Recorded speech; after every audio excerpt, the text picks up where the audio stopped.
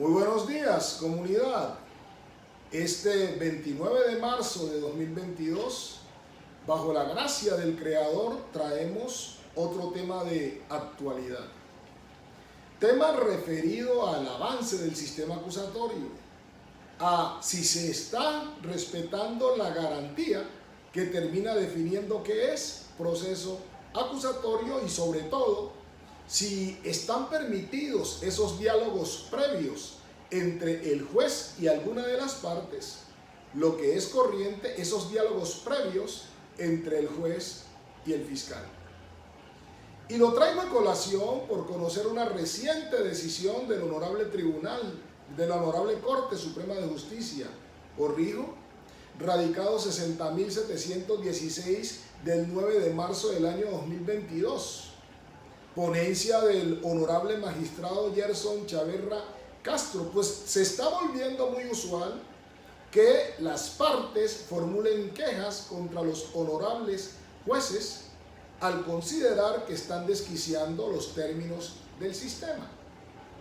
En este caso, una ciudadana denunció ante la Fiscalía a un honorable juez de la República de Duitama, diciendo que los términos indecorosos que había utilizado, las expresiones contra su moral que había usado, eran constitutivas del delito consagrado en el artículo 416.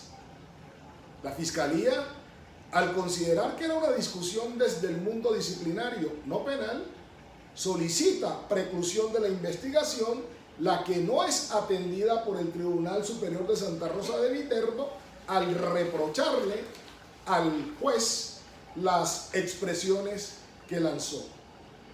Bueno, digamos que con el radicado que nos sirve de referencia, 60.716, la Corte Suprema, acogiendo sí que la terminología del juez no es la más apropiada, concluye que le asiste razón a la Fiscalía que no está configurado el delito de abuso de autoridad. Dice la Corte: la conducta consiste en la perpetración por el servidor público de un acto arbitrario e injusto con 1. Ocasión de las funciones públicas que desempeñas. 2. Exceso en el ejercicio de ellas. Este delito es el puro y simple abuso de poder. En la primera modalidad, el servidor público abusa de la facultad al ejercerla de manera indebida.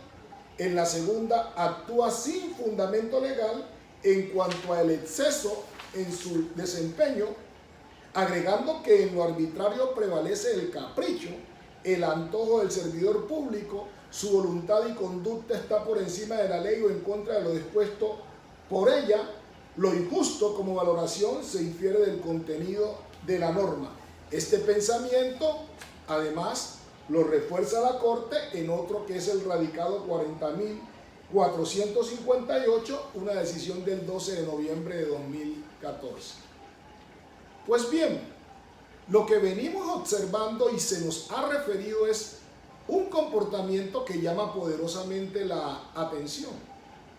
¿Será que está bien lo que se evidencia, siendo la existencia de diálogos previos a una audiencia preliminar, diálogos previos a las audiencias de acusación, preparatoria o del juicio, fundamentalmente entre el juez y la Fiscalía?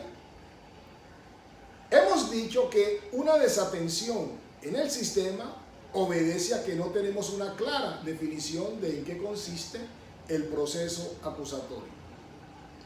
Digamos, con Ferrajoli en Derecho y Razón, puede consultarse la página 564, pero además con la jurisprudencia de la Corte Suprema de Justicia, radicado 29.415 de febrero 4 de 2009, recogida integralmente en el radicado 43.356 de febrero 3 de 2016, que se llama acusatorio a todo sistema procesal que concibe al juez como un sujeto pasivo rígidamente separado de las partes, y al juicio como una contienda entre iguales.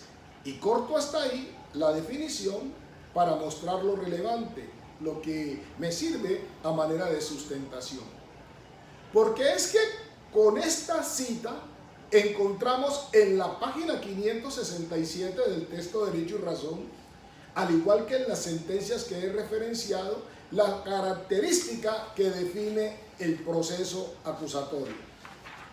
Dice el profesor Ferrajoli, que textualmente es recogido por la Corte Suprema de Justicia, la separación del juez y acusación.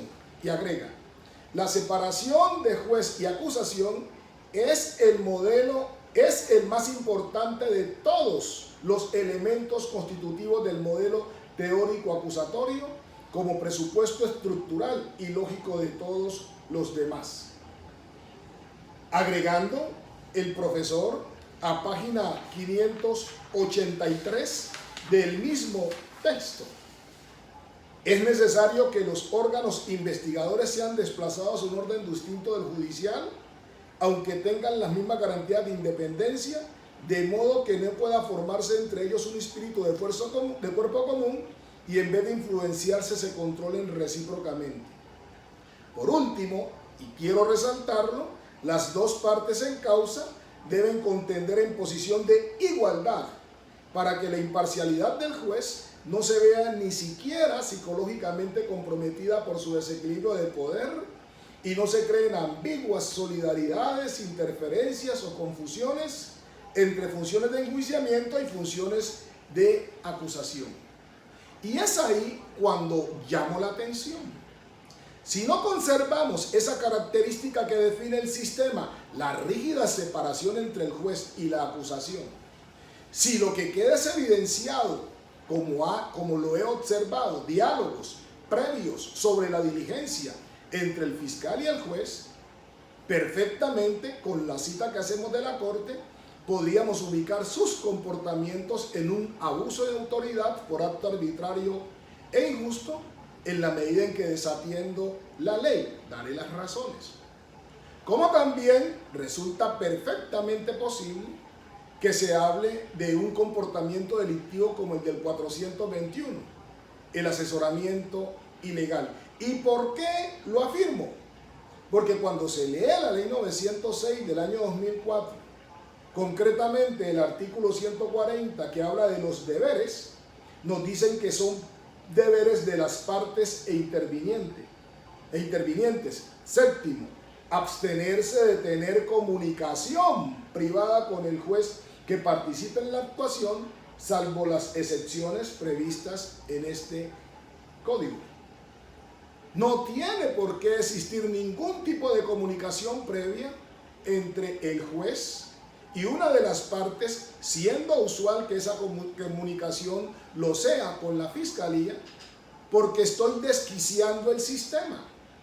Estoy acabando con la más clara característica, la rígida separación entre el juez y la acusación, y manifiestamente estoy violando la ley. Artículo 140, numeral séptimo, que prohíbe comunicación. En sentido estricto no está hablando de reunión. Comunicación, basta el diálogo. El diálogo aún por esas herramientas técnicas. Así que, rescatando el sistema, digamos que en estos tiempos de tantas quejas ante la Fiscalía por conducta de jueces y fiscales, evitemos los conflictos absteniéndonos de sostener este tipo de reuniones previas o de comunicaciones previas. Pueden causarse el actuar en un abuso de autoridad por acto arbitrario e injusto, pero también, y a no dudarlo, podemos ubicarnos en un comportamiento delictivo de asesoramiento ilegal, conductas del Código Penal, artículo 416, artículos 421, Ley 599 de 2000. Seguimos contribuyendo desde el conocimiento que Dios nos da con la academia. Que Dios se glorifique en nuestras vidas. Amén y amén.